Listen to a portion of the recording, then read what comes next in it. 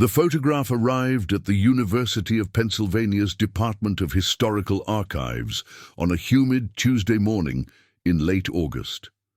Dr. Sarah Chen, a specialist in 19th-century American photography, signed for the package with barely a glance at the courier.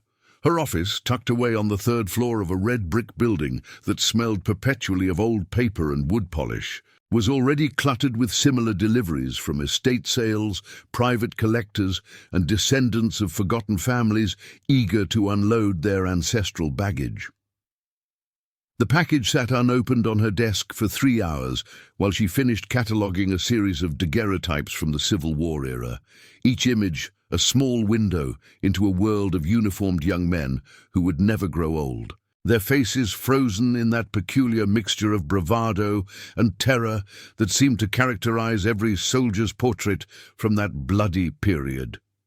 When she finally sliced through the tape with her bone-handled letter opener, a gift from her mentor who had passed away the previous spring, she found a photograph mounted in a deteriorating leather frame. The kind of craftsmanship that spoke of wealth and care in its original construction, now crumbling at the edges where time and humidity had worked their patient destruction. It was wrapped in layers of acid-free tissue paper, which suggested that someone, at some point, had understood the value of preservation, even if they no longer wanted the burden of ownership. The moment she lifted it free, her fingers registering the unexpected weight of the frame, something about the image made her pause in a way that years of professional detachment usually prevented. 8 boys stood in a formal arrangement on the steps of what appeared to be a Georgian-style mansion, the architecture speaking of old Philadelphia money, of families who had been wealthy when the city was still the nation's capital. The boys ranged in age from perhaps 6 to 18, all dressed in the severe, dark clothing typical of the mid-19th century, clothing that must have been stifling in Philadelphia's summer heat, which had been no kinder in 1851 than it was in the present day. Their faces bore an unmistakable familial resemblance, the same sharp cheekbones, the same deep-set eyes, the same slightly prominent chin that marked them as brothers, as clearly as if the word had been written across the photograph. But it was their eyes that arrested her attention, that made her set down her coffee cup with a hand that trembled slightly. Even through the sepia tones and the slight blur that characterized early photographic processes, when exposure times, measured in seconds, meant that any movement became a ghost in the final image, there was something haunted in their collective gaze, a desperation that seemed to reach across more than a century and a half, a silent scream frozen in silver nitrate and time. The accompanying documentation identified them as the Whitmore brothers of Philadelphia, photographed in 1851. The note, written in shaky handwriting on modern paper, stated simply that the photograph had been discovered in the wall cavity of a house on Delancey Street during renovation work. The homeowner wanted no part of it and had donated it to the university for preservation and study. Sarah turned the frame over and found a brass plate screwed to the back, tarnished green with age. She squinted at the engraved text, barely legible after decades of oxidation. The Whitmore 8. May their silence protect us all. 1851. Sarah photographed the image with her high-resolution camera and began her research. The Whitmore name appeared in Philadelphia records from the period, but the entries were oddly sparse. She found a property deed for a house on Delancey Street, dated 1847, registered to Harrison Whitmore, a merchant whose business dealings in textiles had apparently made him wealthy. But after 1851, the records went silent. The property changed hands in 1852 with no mention of the Whitmore family. No death certificates, no marriage records, no business transactions. It was as if the entire family had simply evaporated. Over the next 3 days, Sarah became obsessed with the photograph. She worked late into the evenings, cross-referencing city directories, ship manifests, and cemetery records. Her colleague, Dr. Marcus Webb, a historian specializing in antebellum Philadelphia, stopped by her office on Friday afternoon and found her surrounded by printouts and handwritten notes, her eyes red-rimmed from lack of sleep. Marcus was a tall man in his early 40s, with prematurely grey hair and a nervous habit of adjusting his wire-rimmed glasses. He picked up the photograph of the 8 brothers and studied it with the practiced eye of someone who had spent his career examining historical documents. Sarah watched as his expression shifted from casual interest to something darker. "Where did this come from?" he asked, his voice oddly flat. Sarah explained about the package, the renovation, the wall cavity. Marcus set the photograph down carefully, as if it might shatter. "I've seen references to the Whitmore case," he said slowly. "Brief mentions in private letters from the period. There was some kind of scandal, but the details were always redacted or left deliberately vague. People stopped talking about it." "What kind of scandal?" Sarah leaned forward. Marcus shook his head. "That's just it. Nobody seemed willing to say. But I remember one letter from a city official to his brother, written in 1852. He mentioned the terrible business with the Whitmore boys and said that some truths were too dangerous to speak aloud, even in private correspondence. He said the city fathers had decided that silence was the only path forward." Sarah felt a chill run down her spine, despite the oppressive heat of the Philadelphia summer. The inscription on the back of the frame says their silence protects us. What were they silent about? They decided to investigate together. Marcus had contacts in the city's historical society and access to archives that Sarah had never explored. Over the weekend, they worked in tandem, Sarah focusing on photographic evidence and Marcus diving into municipal records and private correspondence from the era. On Sunday evening, Marcus called Sarah at home, his voice strained. "I found something," he said. "Can you meet me at the archives tomorrow morning?" Early, before anyone else arrives. Sarah arrived at the Historical Society building at 6:30 the following morning. The sun was just beginning to burn off the night's humidity, and the streets of downtown Philadelphia were nearly empty.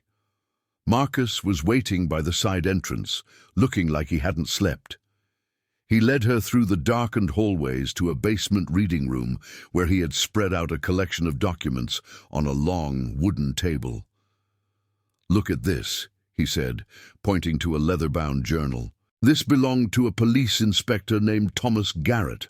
He kept detailed personal notes about cases that troubled him. This entry is from October 1851. Sarah read the cramped handwriting by the light of a desk lamp that cast harsh shadows across the yellowed pages, making some words difficult to decipher, forcing her to lean close enough that she could smell the particular mustiness of old paper and leather, a scent that usually comforted her but now seemed ominous, like the smell of a grave being disturbed. Inspector Garrett described being called to the Whitmore house on Delancey Street in the early morning hours after neighbors reported that the family had not been seen for several days, a lengthy absence that was unusual for a family of their standing in the community, a family that had been regular fixtures at church services, at social gatherings, at the everyday rhythms of Philadelphia society.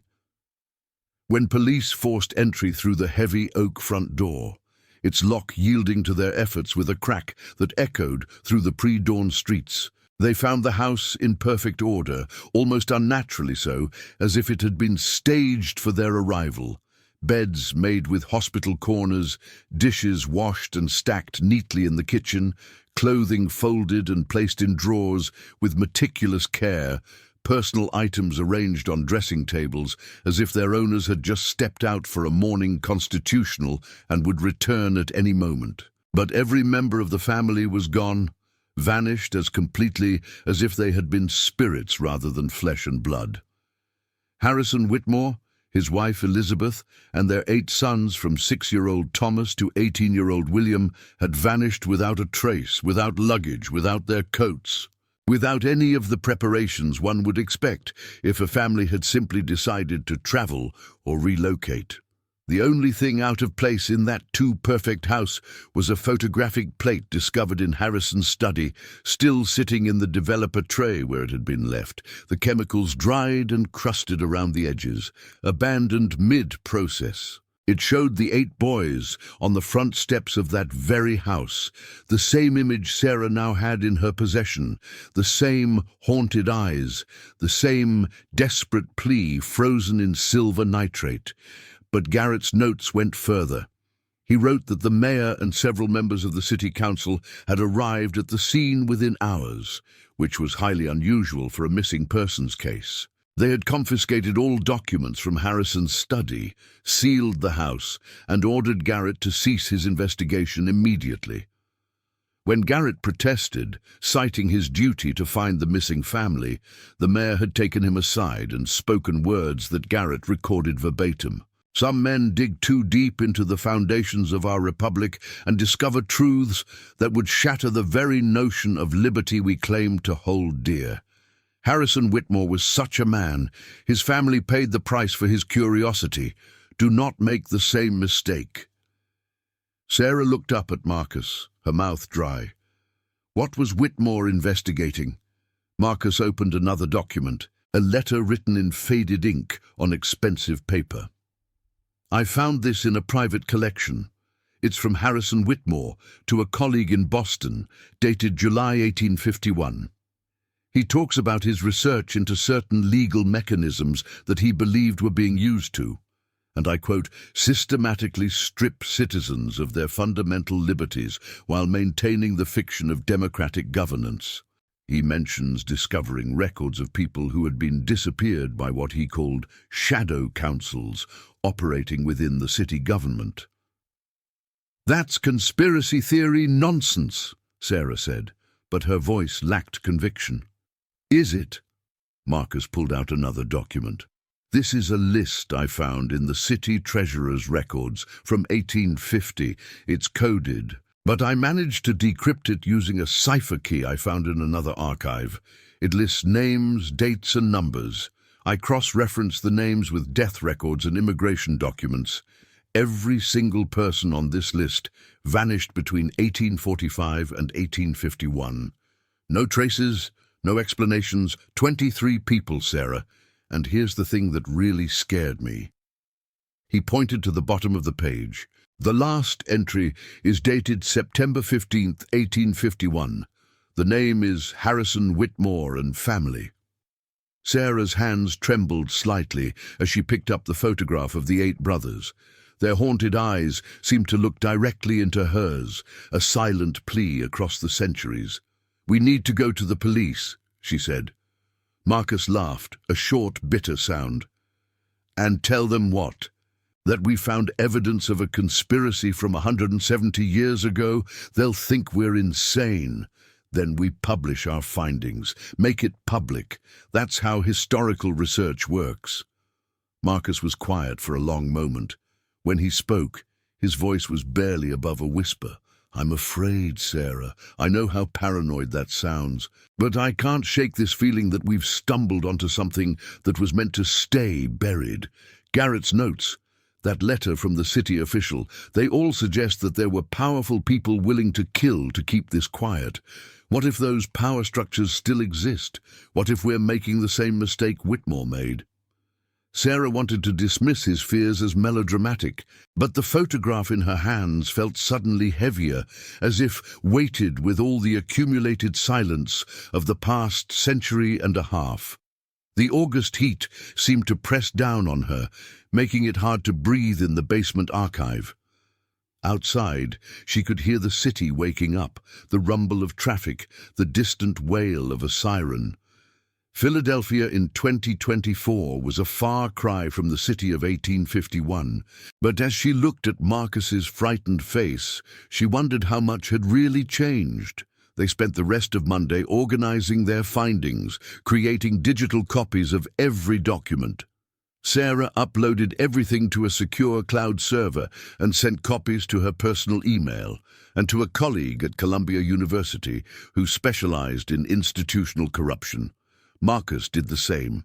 By the time they left the archives that evening, they had created a comprehensive record of the Whitmore case, complete with photographs, transcriptions, and their preliminary analysis.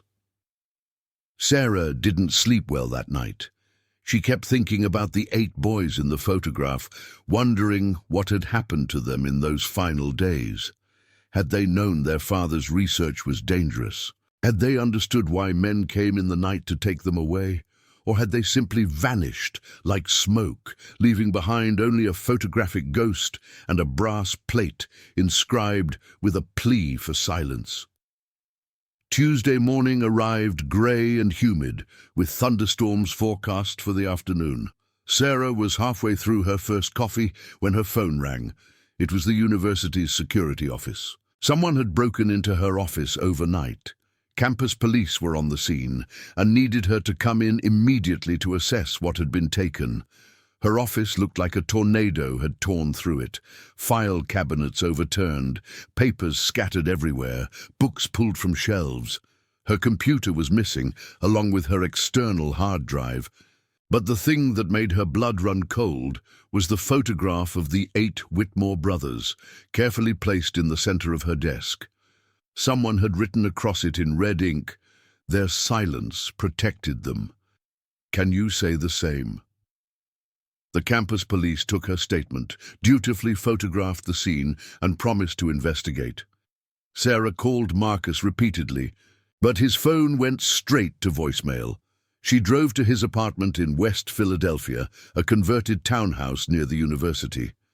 His car was in its assigned spot, but he didn't answer when she knocked on his door. The superintendent, a tired-looking woman in her 60s, told Sarah that she had seen Dr. Webb leaving early that morning with 2 men in dark suits. She assumed they were colleagues. Sarah felt panic rising in her throat. She called the police and tried to file a missing persons report, but they told her it hadn't been 24 hours yet, and for all they knew, Marcus was on a research trip. She mentioned the break-in at the university, the threatening message, but the officer on the phone sounded skeptical. People didn't just disappear in modern America, he told her. There were cameras everywhere, digital footprints, credit card trails. Dr. Webb would turn up. But Sarah knew better. She had spent 3 days immersed in the story of people who had disappeared without a trace, swallowed up by a system that had operated in the shadows. She went back to her apartment and retrieved her laptop, pulling up the files she had uploaded to the cloud. Her hands shook as she opened the folder labeled Whitmore Investigation.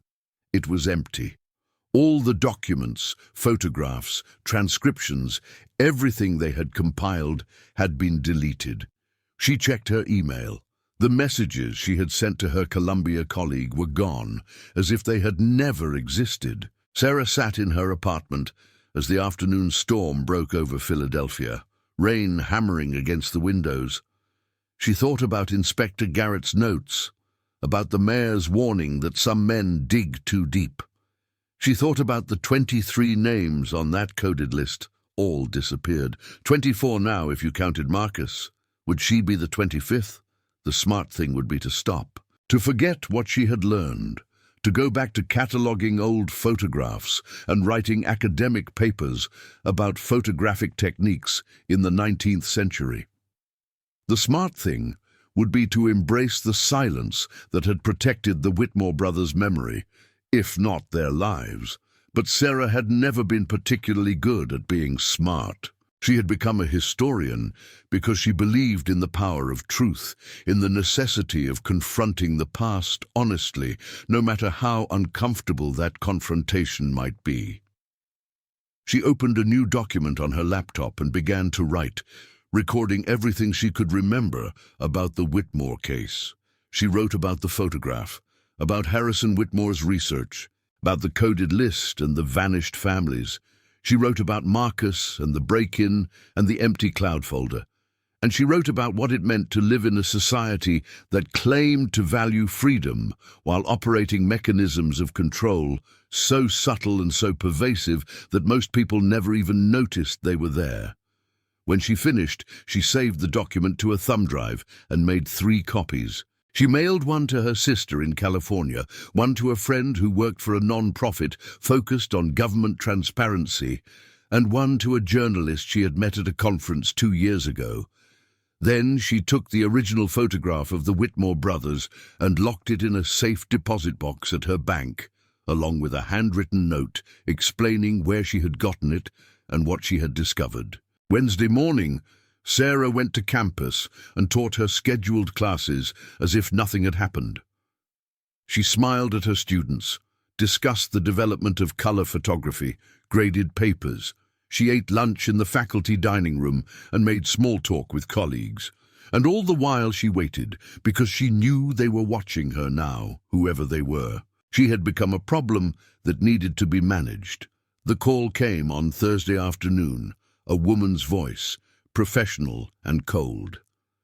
"Dr. Chen, this is Amanda Foster from the Department of Homeland Security. We need to speak with you about some materials that came into your possession recently. Materials related to national security. Would you be available to meet with us tomorrow morning?" Sarah's mouth went dry. "What materials?"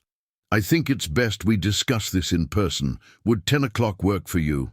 We can meet at our field office downtown." "Am I being charged with something?" "Not at all, Dr. Chen. We just need to clarify some things.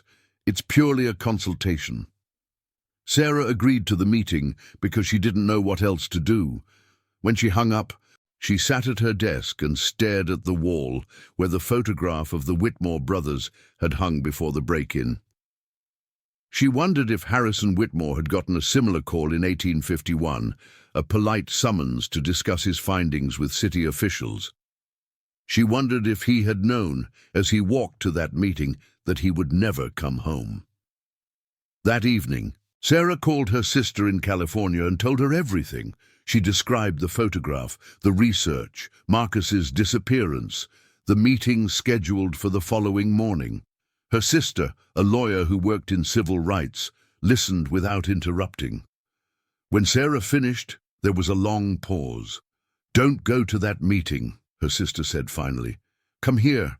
Get on a plane tonight. We'll figure out what to do from California, but don't go to that meeting alone." Sarah considered it.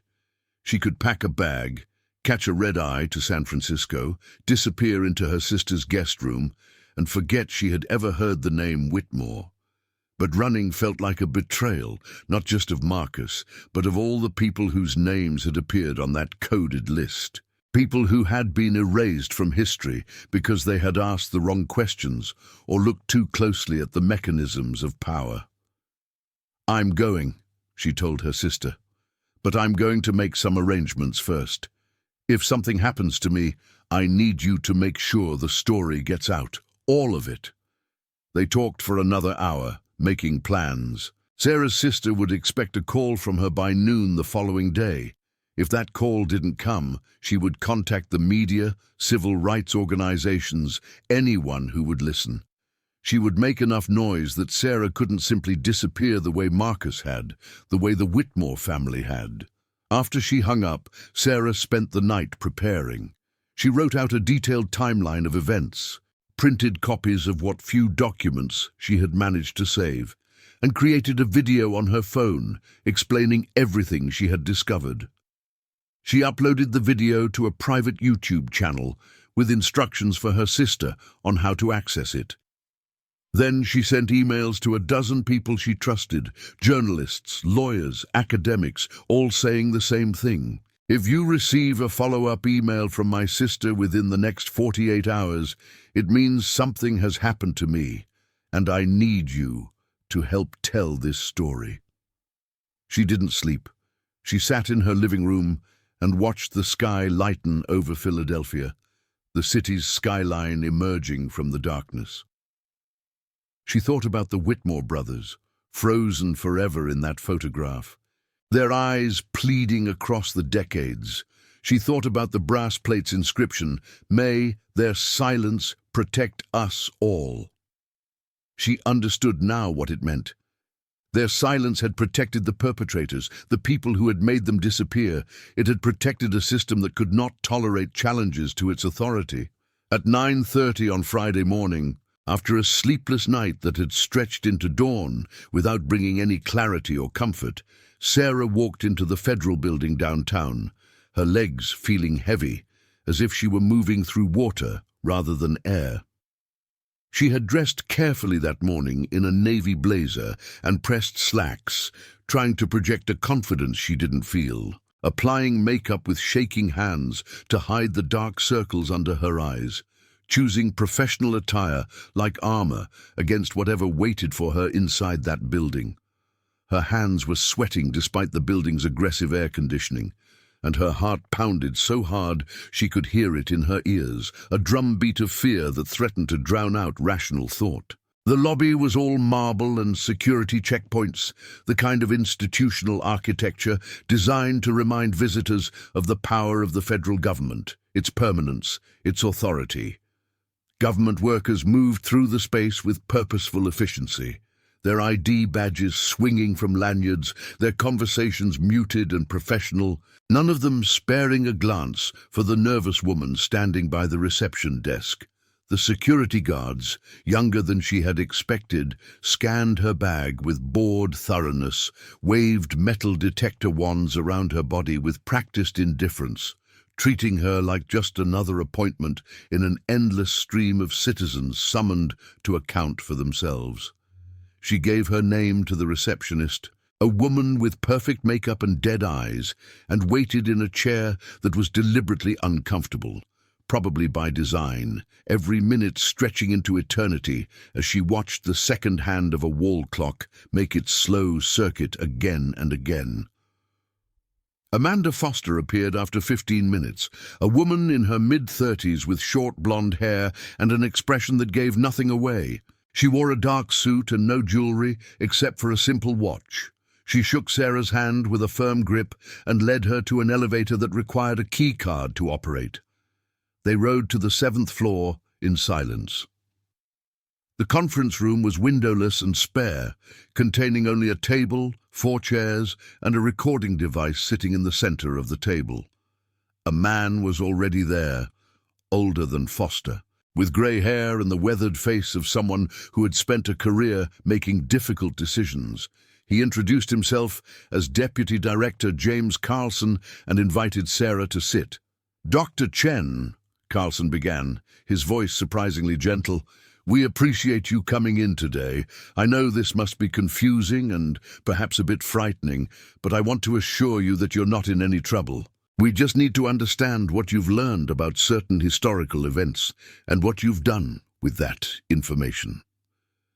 Sarah kept her voice steady. "I'm a historian. I study old photographs. I don't see how my work could possibly involve national security." Foster leaned forward. "The photograph you received last week, the one showing the Whitmore brothers, has been the subject of an ongoing classification review.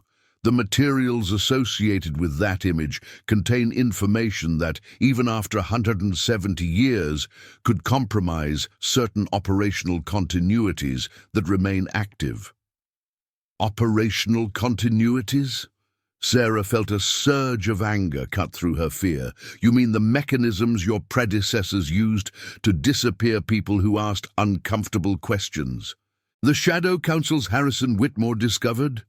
Carlson and Foster exchanged a glance. Carlson sighed and clasped his hands on the table. "Dr. Chen, I'm going to be frank with you because I think you deserve that much. Yes, there were programs in place during the 19th century that operated outside normal legal frameworks. They were created in response to specific threats to national stability during a very turbulent period in American history. Were they perfect? No. Were some innocent people caught up in them? Almost certainly.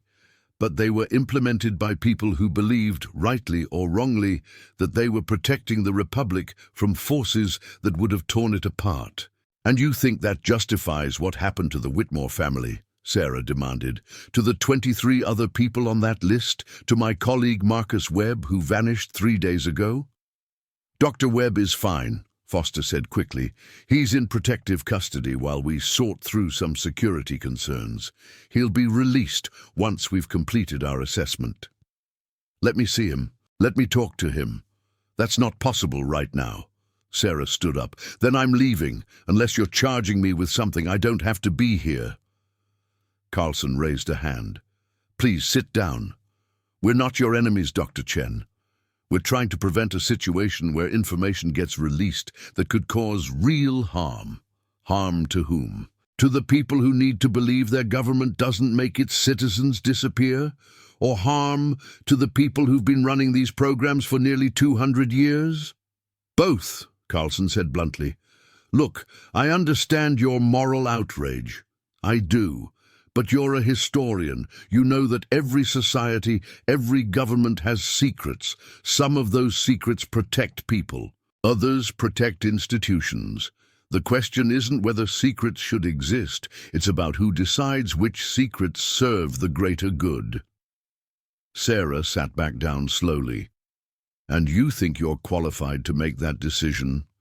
You and whoever else sits in rooms like this, deciding what truth the American people can handle.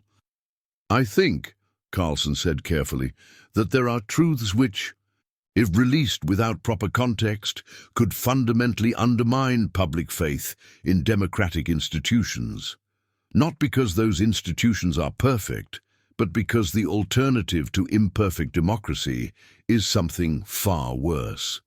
The programs that affected the Whitmore family no longer exist in the form they did in 1851, but the precedents they established, the legal frameworks, the interagency cooperation, these things evolved into mechanisms that have at various points protected this country from very real threats. By disappearing people who ask questions, by making difficult choices in impossible circumstances. Sarah laughed, a hollow sound in the sterile conference room. That's the defense? Difficult choices. I've spent the last week studying what happened to 8 boys who had the misfortune of having a curious father. They were children. What threat did they pose? Foster spoke up. The threat wasn't the children, Dr. Chen. It was what people would demand if they knew what had happened. Harrison Whitmore had evidence of multiple extrajudicial actions taken by city and federal authorities. If that information had become public in 1851, in the middle of the tensions that would lead to the Civil War, it could have sparked an uprising. The city fathers made a calculation that the lives of one family were worth less than the stability of the Union. That's horrifying. Yes, Carlson agreed quietly. It is. But history is full of horrifying choices made by people who believed they were preventing something even worse. The question now is what you're going to do with the information you've gathered. Sarah met his gaze.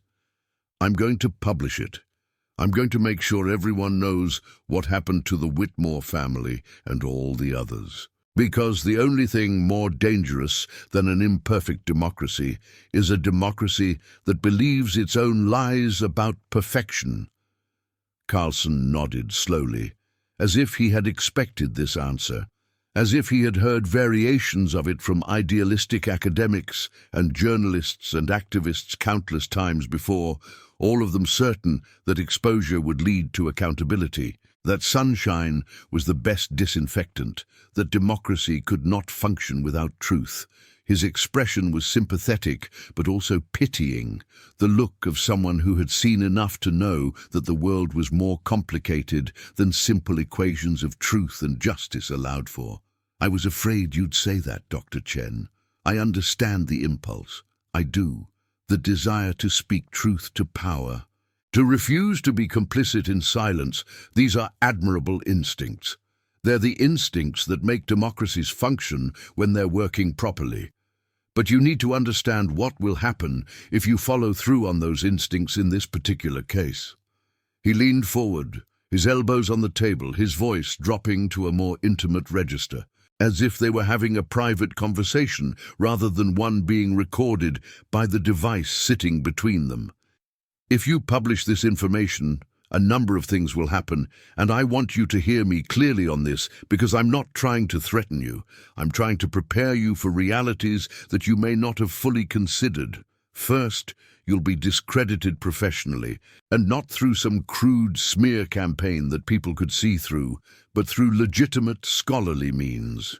We have experts, real experts, with impeccable credentials, who can easily demonstrate that the documents you found are forgeries, or that you fundamentally misinterpreted them, taken them out of context, made logical leaps that the evidence doesn't support.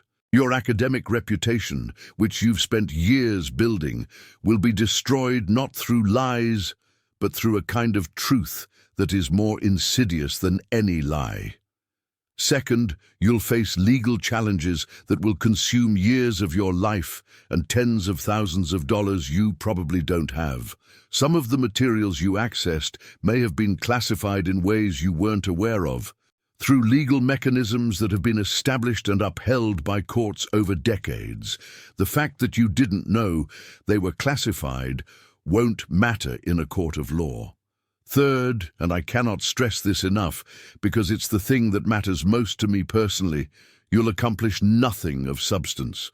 The story will be buried under a wave of counter-narratives and strategic distractions, the scandals carefully timed to dominate the news cycle, expert testimonies that muddy the waters until people can't tell what's true anymore. People will argue about it for a week, maybe two if it's a slow news cycle, and then they'll forget about it, because the human capacity for sustained outrage is actually quite limited, especially when that outrage requires complex historical understanding rather than simple emotional reaction. The Whitmore brothers will remain forgotten, just with a brief period of being talked about before the forgetting resumes. Maybe, Sarah said, but at least they'll have heard it. At least the Whitmore brothers will be remembered as more than just a silent photograph. Foster pulled a folder from her briefcase and slid it across the table. Before you make your final decision, I want you to look at something. Sarah opened the folder. Inside were surveillance photographs taken over the past week. Sarah leaving her apartment, Sarah on campus, Sarah at the bank, but also her sister's house in California, her nephew playing in the backyard, her elderly parents walking their dog in the retirement community where they lived in Arizona. The message was clear. "This isn't a threat," Carlson said, though the words rang hollow. "It's context. You need to understand that once information enters the public sphere, we can't control who acts on it or how. There are groups, both domestic and international, who would love to use evidence of historical government misconduct to justify current violence. Your family could become targets, not from us, but from people we can't always predict or stop." Sarah's hands trembled as she closed the folder. She thought about her nephew, 6 years old, the same age as the youngest Whitmore brother had been in that photograph. She thought about her parents, who had worked hard their whole lives and deserved a peaceful retirement. She thought about her sister, who had always protected her, who would be devastated if anything happened to Sarah's family because of a decision Sarah had made. And she thought about the 8 boys on those stone steps, their haunted eyes, their silent plea. May their silence protect us all. She finally understood the full weight of that inscription. It wasn't just about protecting the perpetrators. It was about protecting everyone who came after, trapping them in a conspiracy of silence where speaking the truth meant risking everything.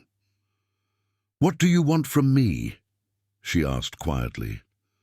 "We want you to accept that some battles can't be won by exposure alone," Carlson said. "We want you to understand that the system you're trying to expose has evolved. It's not the same crude mechanism it was in 1851. There are oversight committees, legal frameworks, accountability measures. It's not perfect, but it's better. And tearing down faith in institutions to expose historical sins might satisfy your moral conscience, but it won't help anyone. So I should just forget what I learned, pretend the Whitmore family never existed. Foster shook her head. No, we're proposing something different. You continue your research, but you work with us. You help us understand these historical programs so we can ensure nothing like them happens again. You become a consultant, help establish better oversight, push for reforms from the inside. You get to honor the memory of people like the Whitmore family by making sure their suffering leads to actual change, not just scandal and outrage that fades in a week. Sarah sat in silence, feeling the weight of the impossible choice before her. She could refuse, publish what she knew, and watch as her life and possibly her family's safety unraveled. Or she could accept their offer, become part of the system she had learned to fear, and hope that she could influence it from within. "And Marcus?" she asked. "Dr. Webb has already accepted a similar arrangement," Carlson said. "He's actually been quite helpful in identifying areas where historical research could inform current policy. You'd be working with him." The easy answer would be to say yes, to fold herself into the machinery of institutional secrecy, to believe the promises about reform and oversight. But Sarah had studied enough history to know that power protected itself, that systems built on secrecy could not be reformed from within, only replaced. Yet she had also studied enough history to know that martyrdom rarely achieved its intended goals, that people who tried to fight power directly usually just disappeared, leaving nothing behind but silence. She thought again about that brass plate. May their silence protect us all. What if the protection it offered was mutual? What if keeping silent protected not just the perpetrators, but also the victims, ensuring that their deaths retained meaning, that they weren't reduced to just another forgotten scandal? But then, what was the point of freedom if it couldn't include the freedom to speak truth, even dangerous truth? "I need time to think," Sarah said finally. Carlson nodded. "Of course. But we'll need your answer by Monday. And Dr. Chen, understand that if you choose not to work with us, we can't guarantee your safety. Not from us, but from others who might see you as a threat or an opportunity." They let her leave. Sarah walked out of the federal building into the humid Philadelphia afternoon, feeling like the world had shifted slightly off its axis. The city around her seemed simultaneously familiar and alien, full of people going about their lives, completely unaware of the conversations happening in windowless rooms, the choices being made about what they were allowed to know. She went home and called her sister, told her she was safe, that the meeting had gone differently than expected. She didn't mention the photographs of her nephew, the implied threats, the offer to join the system. Instead, she said she was still thinking, still processing. Her sister, hearing something in her voice, asked if she needed to come to Philadelphia. Sarah said no, not yet. Over the weekend, Sarah took long walks through the city, trying to clear her head, to find some kind of moral clarity in the humid Philadelphia streets. She found herself drawn to the old neighborhoods, the Georgian and Federal-style houses that dated back to the period when the Whitmore family had lived and died, when the city was still young enough to believe in its revolutionary ideals, but old enough to have learned how easily those ideals could be compromised. These were the neighborhoods where wealth had accumulated in the hands of merchant families like the Whitmores, where grand houses spoke of fortunes built on trade, on textiles, on the labor of others. She walked down Delancey Street in the golden light of late afternoon, tourists and locals passing her without a second glance, and stood in front of the house where the photograph had been found, the house where 8 boys had once lived and laughed and perhaps sensed the danger that was closing in on their father.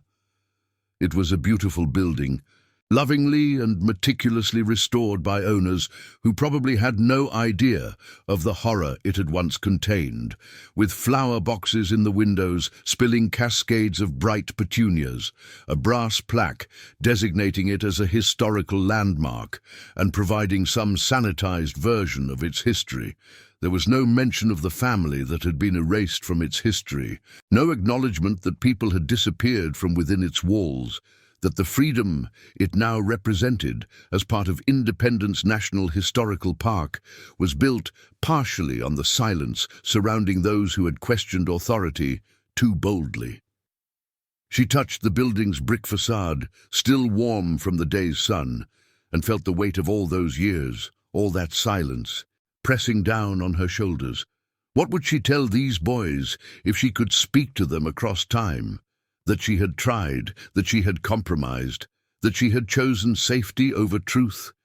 Or would they understand, having paid the ultimate price for their father's curiosity, that survival sometimes required accommodation, that martyrdom was a luxury reserved for those who had no one else to protect?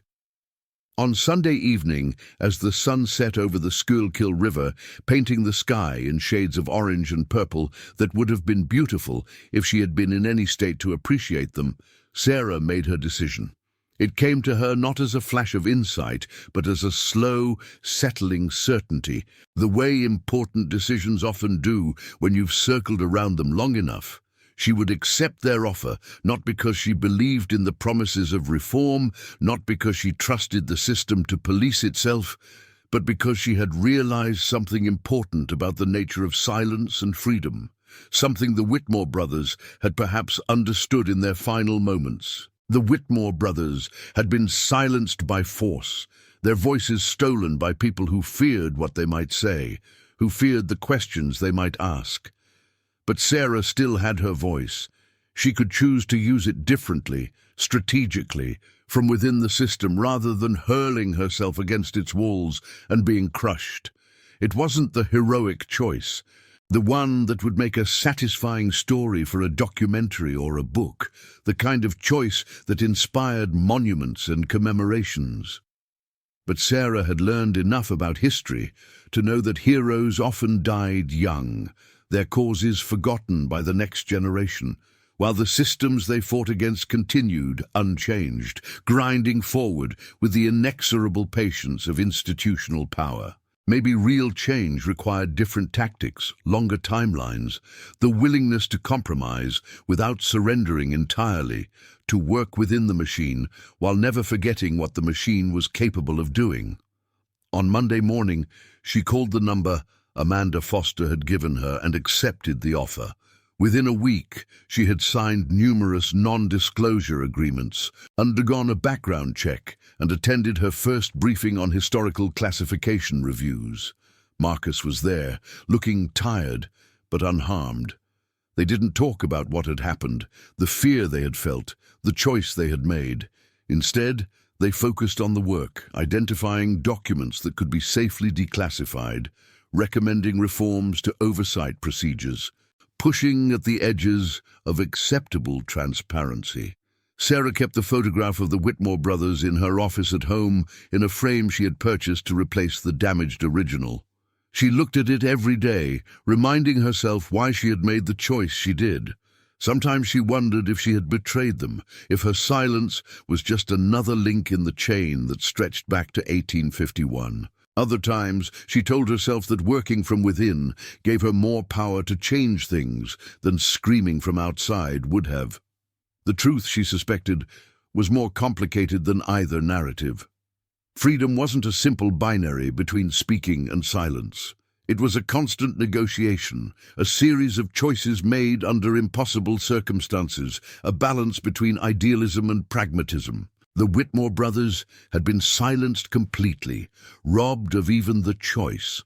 Sarah still had her choice, however constrained it might be, and she chose to use her voice carefully, strategically, hoping that incremental changes over time might create the kind of systemic reform that dramatic exposure never could. Years passed with the kind of slow accumulation of days that makes looking back feel like staring into a telescope turned backward, everything compressed and distant and vaguely unreal.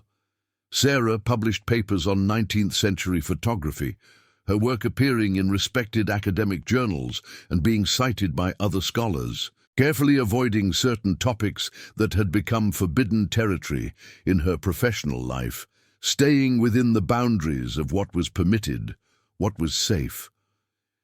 She presented at conferences, mentored graduate students who came to her with bright eyes and idealistic visions of uncovering hidden truths, taught undergraduate survey courses where she tried to convey the importance of historical literacy without being able to tell them the full story of why that literacy mattered. But she also worked behind the scenes in ways that would never appear on her curriculum vitae, never be acknowledged in professional biographies, pushing for greater transparency in ways that were subtle and incremental, and often frustrating in their slowness. She advocated for declassification of historical records at interagency meetings attended by people whose names she could never reveal, built relationships with journalists and activists who might one day be positioned to tell stories she couldn't tell herself, served on oversight committees where she could influence policy in small but meaningful ways, creating procedural safeguards that might prevent future abuses even if they couldn't undo past ones. And gradually, like watching a glacier move, like waiting for stone to erode under persistent water, things did change.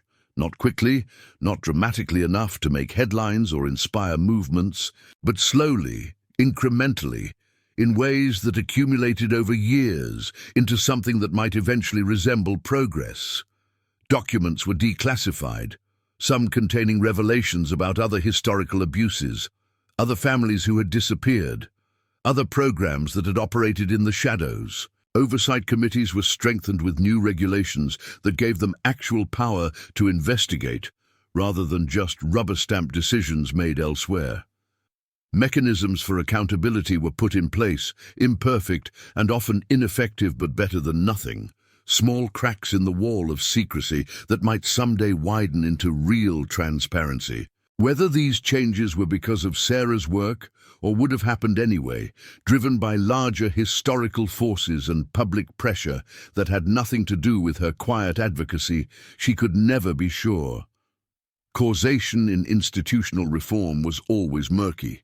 Victories were always ambiguous. Credit was never clearly assigned. But she told herself that she was honoring the memory of the Whitmore brothers in her own way, ensuring that the silence that had protected their killers was slowly, incrementally being broken, that each declassified document was a small act of remembrance, each reform a tribute to people who had died for asking questions that shouldn't have been dangerous. One autumn afternoon, nearly 5 years after she had first received the photograph, Sarah was contacted by a producer from a documentary film company. They were making a series about forgotten families of early America and had come across a reference to the Whitmore brothers in some recently declassified city records. Would Dr. Chen be willing to discuss what she knew about them? Sarah looked at the photograph on her office wall, at the 8 pairs of haunted eyes, and felt something shift inside her. Maybe this was the moment. Maybe enough time had passed, enough groundwork had been laid, that the story could finally be told without triggering the kind of backlash she had feared 5 years ago. She called Amanda Foster, who had become something like a friend over the years, and asked if a documentary about the Whitmore case would be permitted. Foster was quiet for a long time. "It would need to be carefully framed," she said finally. Emphasis on how much things have changed since then, how the oversight mechanisms we have now would prevent such abuses. But yes, I think we could work with it. Let me talk to some people. The documentary took 2 years to produce. Sarah worked closely with the filmmakers, helping them navigate the complex history, ensuring accuracy while also being mindful of what could and couldn't be said. The final product was imperfect, compromise layered upon compromise, but it told the Whitmore story honestly. It showed the 8 brothers, explained what had happened to them, and acknowledged the failures of the system that had erased them from history. When it aired on a Tuesday evening in prime time, carefully scheduled to maximize viewership, but not so prominent as to suggest anything too controversial, it sparked conversations about government accountability, historical memory, and the balance between national security and civil liberties.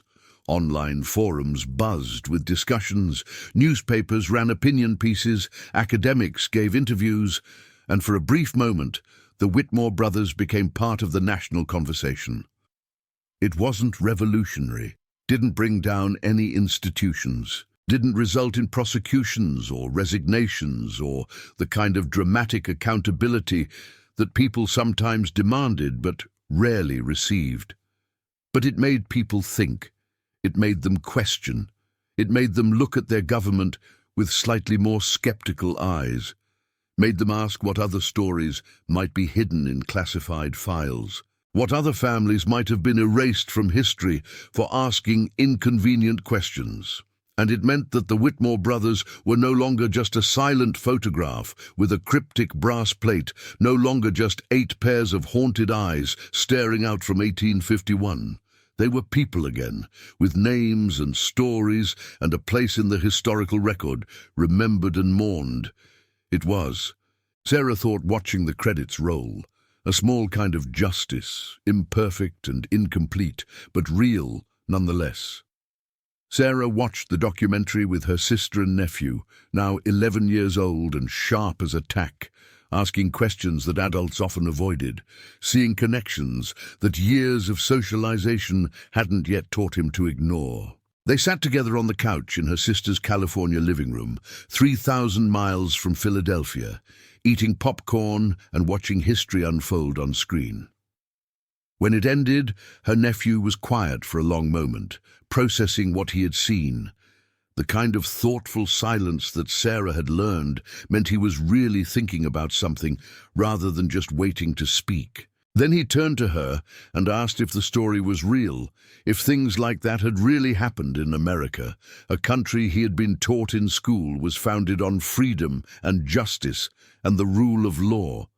Sarah told him it was, looking him in the eyes as she spoke, refusing to soften the truth just because it was uncomfortable. He asked if things like that could still happen, his voice small, and Sarah felt the weight of that question, the responsibility of answering honestly without terrifying him, without stripping away all faith in the institutions that were supposed to protect him. She was quiet for a moment, choosing her words carefully, aware that her sister was watching her too, evaluating how she would explain the compromises she had made, the choices that had led to this documentary existing at all. "I hope not," she said finally, "but the only way to make sure they don't is to keep asking questions, to keep demanding accountability, to refuse to let silence protect people who abuse their power. That's what freedom really means. Not the absence of government, but the presence of citizens willing to challenge it when it oversteps." Her nephew nodded, processing this. Sarah looked at her sister, who gave her a small, understanding smile. They had never talked explicitly about the choice Sarah had made 5 years ago, the fear and compromise and calculated gambles. But her sister understood. Sometimes the fight for freedom looked like resistance, and sometimes it looked like someone patiently working from within a flawed system, pushing for incremental changes, waiting for the right moment to tell a truth that needed to be told. The photograph of the Whitmore brothers still hung in Sarah's office. Their eyes still seemed to carry that same haunted plea across the decades. But Sarah liked to think that they looked slightly less desperate now, that being remembered was its own form of justice, imperfect but real. Their silence had protected their killers for more than a century and a half. Breaking that silence, even partially, even imperfectly, felt like a small victory for freedom. But Sarah knew the work wasn't done. It would never be done. As long as power existed, it would seek to protect itself. As long as people asked uncomfortable questions, there would be forces trying to silence them. The mechanisms might change, become more sophisticated, more subtle, but the fundamental tension between authority and freedom remained constant across the centuries. Sometimes, late at night when sleep wouldn't come, when the Philadelphia humidity pressed against her windows like something alive, Sarah wondered about the people who weren't remembered, whose photographs weren't discovered in wall cavities by curious renovators, whose stories remained buried in classified files or lost to time entirely, erased so completely that not even a ghost of evidence remained. How many names were on lists she had never seen? Lists that might still exist in government archives, carefully indexed under codes she would never break. How many families had vanished without leaving even a ghost of evidence behind? Their disappearance so complete that no historian would ever stumble across the gap where their lives should have been. The thought kept her awake sometimes, filled her with a restless urgency that no amount of incremental reform could quite satisfy, a sense that for every story they managed to tell, 10 more remained silent, and for every document they declassified, 100 more stayed locked away, their secrets protected by classification systems that extended decades into the future. But then she would think about her nephew, growing up in a world where he could watch a documentary about government abuse and ask questions about it openly, without fear, without his teacher or his parents rushing to silence him or change the subject. She would think about the documents that had been declassified over the years. She had been working from inside the system, hundreds of pages revealing other abuses, other victims, other moments when power had overstepped and people had paid the price. She would think about the oversight mechanisms that had been strengthened, the whistleblower protections that had been enhanced, the conversations that were happening now in congressional hearings and newspaper editorials that would have been impossible 5 years ago, before the documentary, before she had made her choice to work within the machine. Progress was real, even if it was slower and messier than she had once hoped, even if it sometimes felt like trying to empty an ocean with a teaspoon. But every document declassified was a truth returned to the public sphere. Every oversight reform was a small check on power's tendency to abuse itself. Every conversation about government accountability was a reminder that democracy required constant vigilance, that freedom was not a state of being, but an ongoing practice, a daily choice to question authority even when that authority claimed to know what was best. The question that haunted her most wasn't whether she had made the right choice. It was whether the Whitmore brothers would have understood that choice, whether they would have forgiven her for choosing patience over martyrdom, compromise over confrontation. She would never know. All she had was that photograph, those silent eyes, and her own conscience to guide her through the endless complexity of fighting for freedom, in a world where power never relinquished itself easily. And so Sarah continued her work, both the public scholarship and the private advocacy, the careful navigation of institutional politics and the quiet support of journalists and activists who could say things she couldn't. She continued to look at that photograph every day, reminding herself why it mattered, why the choice to remember was always a choice for freedom. However imperfect and incomplete that freedom might be, the story of the Whitmore brothers was finally being told. Not perfectly, not completely, but enough to make a difference. And in that difference, in the conversations it sparked and the questions it raised, Sarah found a measure of peace. She had broken the silence, at least partially. She had given the brothers back their names, their humanity, their place in history. It wasn't everything she had once hoped for, but it was something. And in the long, difficult struggle for freedom and accountability, sometimes something was all you could ask for.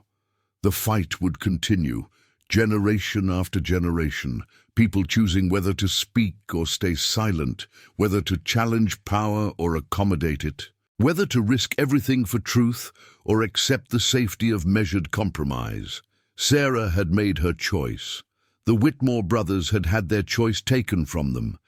But because of that photograph, because of the work of remembering, future generations would at least know what had happened, would understand the stakes, would be better equipped to make their own choices when the time came.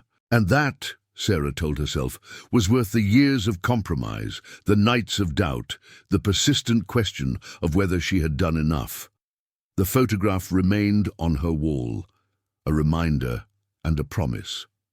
May their silence protect us all. The inscription still sent a chill down her spine every time she read it. But now it meant something different.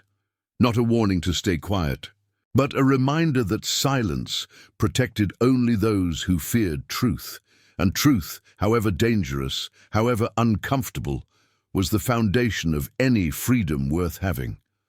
Sarah understood now that freedom wasn't a state of being, but a constant practice, a daily choice to question, to challenge, to refuse easy answers and comfortable lies. The Whitmore brothers had died for asking questions. She would honor them by continuing to ask her own, by teaching others to do the same, by building a world where curiosity was celebrated rather than punished, where speaking truth was protected rather than suppressed. It was a long road with no clear endpoint, but it was the only road worth traveling, and as Sarah looked at those 8 faces frozen in time, she made them a promise. Their silence would protect no one anymore. Their story would be told, and in the telling, in the remembering, in the refusal to let power erase its victims, there was a kind of freedom that no one could take away.